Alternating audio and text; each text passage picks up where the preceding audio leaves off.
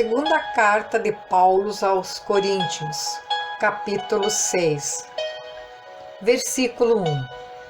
E nós, cooperando também com ele, vos exortamos a que não recebais a graça de Deus em vão. Porque diz: ouvi-te em tempo aceitável e socorri-te no dia da salvação. Eis aqui agora o tempo aceitável, eis aqui agora o dia da salvação. Não dando nós escândalo em coisa alguma, para que o nosso ministério não seja censurado. Antes, como ministros de Deus, tornando-nos recomendáveis em tudo, na muita paciência, nas aflições, nas necessidades, nas angústias, nos açoites, nas prisões, nos tumultos, nos trabalhos, nas vigílias, nos jejuns, na pureza, na ciência, na longanimidade, na benignidade, no Espírito Santo, no amor não fingido, na palavra da verdade, no poder de Deus, pelas armas da justiça, à direita e à esquerda, por honra e por desonra, por infâmia e por boa fama, como enganadores e sendo verdadeiros, como desconhecidos, mas sendo bem conhecidos, como morrendo e eis que vivemos, como castigados e não mortos, como contristados, mas sempre alegres, como pobres, mas enriquecendo a muitos, como nada tendo e possuindo tudo. Ó Coríntios, a nossa boca está aberta para vós, o nosso coração está dilatado. Não estais estreitados em nós, mas estais estreitados nos vossos próprios afetos. Ora, em recompensa disto, falo como a filhos, dilatai-vos também vós. Não vos prendais a um jugo desigual com os infiéis, porque que sociedade tem a justiça com a injustiça? E que comunhão tem a luz com as trevas?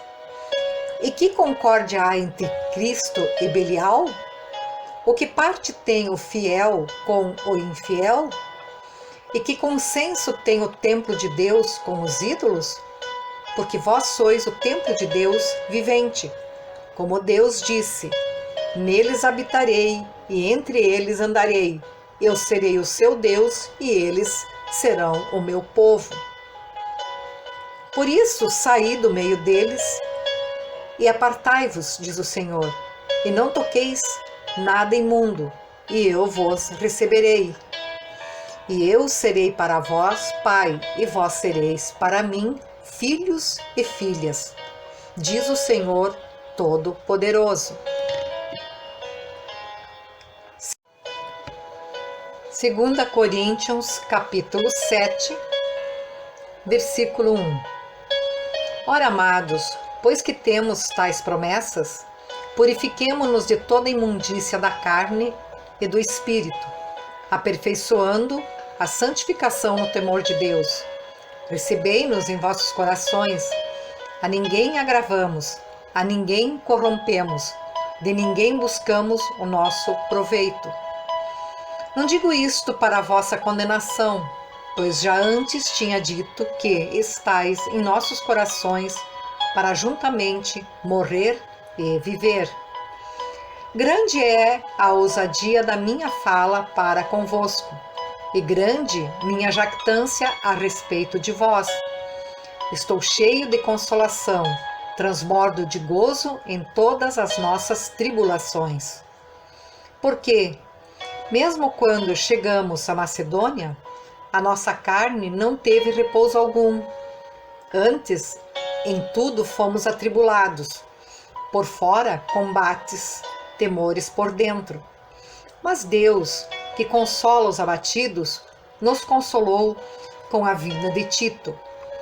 E não somente com a sua vinda, mas também pela consolação com que foi consolado por vós, contando-nos as vossas saudades, o vosso choro, o vosso zelo por mim, de maneira que muito me regozijei. Porquanto ainda que vos contristei com a minha carta, não me arrependo, embora já me tivesse arrependido por ver que aquela carta vos contristou, ainda que por pouco tempo. Agora folgo, não porque fostes contristados, mas porque fostes contristados para arrependimento, pois fostes contristados segundo Deus, de maneira que por nós não padecestes dano em coisa alguma. Porque a tristeza, segundo Deus, opera arrependimento para a salvação, da qual ninguém se arrepende, mas a tristeza do mundo opera a morte. Versículo 11. Porque quanto cuidado não produziu isto mesmo em vós, que segundo Deus fostes contristados? Que apologia, que indignação, que temor, que saudades, que zelo, que vingança. Em tudo mostrastes estar puros neste negócio. Portanto, ainda que vos escrevi, não foi por causa do que fez o agravo, nem por causa do que sofreu o agravo, mas para que o vosso grande cuidado por nós fosse manifesto diante de Deus. Por isso fomos consolados pela vossa consolação, e muito mais nos alegramos pela alegria de Tito, porque o seu espírito foi recriado por vós todos. Porque se em alguma coisa me gloriei de vós para com ele, não fiquei envergonhado. Mas como vos dissemos tudo com verdade, também a nossa glória para com Tito se achou verdadeira. E o seu entranhável afeto para convosco é mais abundante, lembrando-se da obediência de vós todos e de como o recebestes com temor e tremor. Regozijo-me de em tudo poder confiar em vós. 2 Coríntios, capítulo 8, versículo 1. Também, irmãos, vos fazemos conhecer a graça de Deus dada às igrejas da Macedônia. Como em muita prova de tribulação, houve abundância do seu gozo. E como a sua profunda pobreza abundou em riquezas da sua generosidade. Porque, segundo o seu poder, o que eu mesmo testifico, e ainda acima do seu poder, deram voluntariamente, pedindo-nos com muitos rogos que aceitássemos a graça e a comunicação deste serviço, que se fazia para com os santos. E não somente fizeram como nós esperávamos, mas a si mesmos se deram primeiramente ao Senhor, e depois a nós pela vontade de Deus. De maneira que exortamos a Tito, que assim como antes tinha começado, assim também acabasse esta graça entre vós. Portanto, assim como em tudo abundais em fé, e em palavra, e em ciência, e em toda a diligência, e em vosso amor para conosco, assim também abundeis nesta graça. Não digo isto como quem manda, mas para provar, pela diligência dos outros, a sinceridade de vosso amor. Porque já sabeis a graça de nosso Senhor Jesus Cristo, que sendo rico, por amor de vós, se fez pobre, para que pela sua pobreza enriqueceis. E nisto dou o meu parecer, pois isto convém a vós, que, desde o ano passado, começastes e não foi só praticar, mas também querer. Versículo 11. Agora, porém, completai também o já começado, para que, assim como houve a prontidão de vontade, haja também o cumprimento, segundo o que tendes. Porque se há prontidão de vontade, será aceita segundo o que qualquer tem, e não segundo o que não têm. Mas não digo isto para que os outros tenham alívio, e vós opressão, mas para a igualdade neste tempo presente, a vossa abundância supra a falta dos outros, para que também a sua abundância supra a vossa falta, e haja igualdade. Como está escrito, o que muito colheu não teve de mais, e o que pouco não teve de menos. Mas graças a Deus, que pôs a mesma solicitude por vós no coração de Tito, pois aceitou a exortação e muito diligente partiu voluntariamente para vós. E com ele enviamos aquele irmão cujo louvor no Evangelho está espalhado em todas as igrejas. E não só isto, mas foi também escolhido pelas igrejas para companheiro da vossa viagem, para companheiro da nossa viagem, nesta graça que por nós é ministrada para a glória do mesmo Senhor e prontidão do vosso ânimo. Evitando isto, que alguém nos vitupere por esta abundância que por nós é ministrada.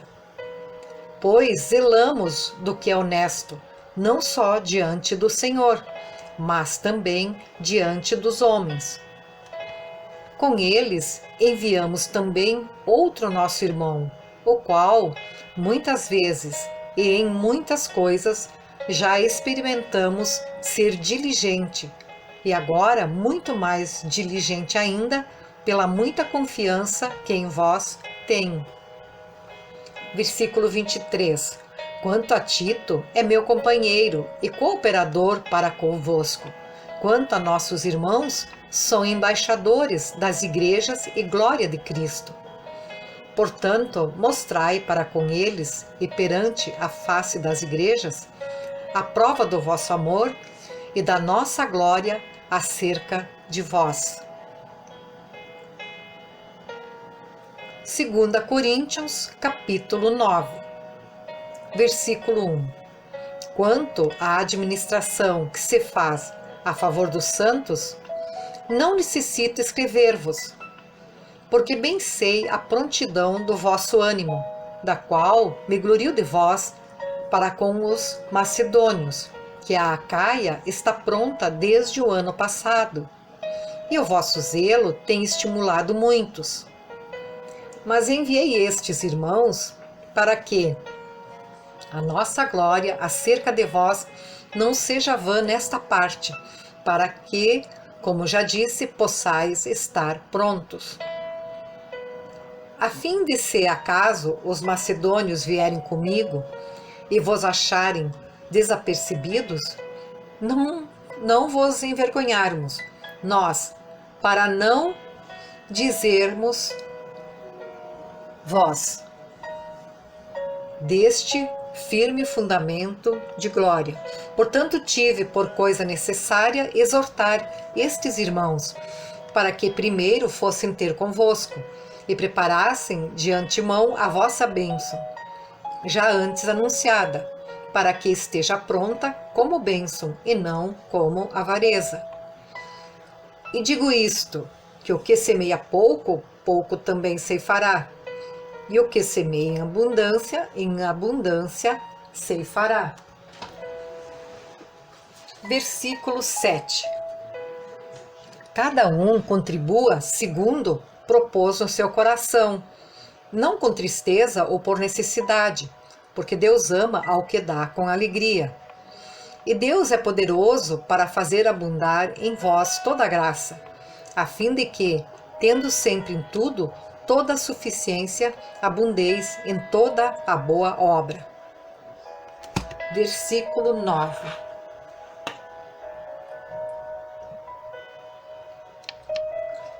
Conforme está escrito, espalhou, deu aos pobres, a sua justiça permanece para sempre.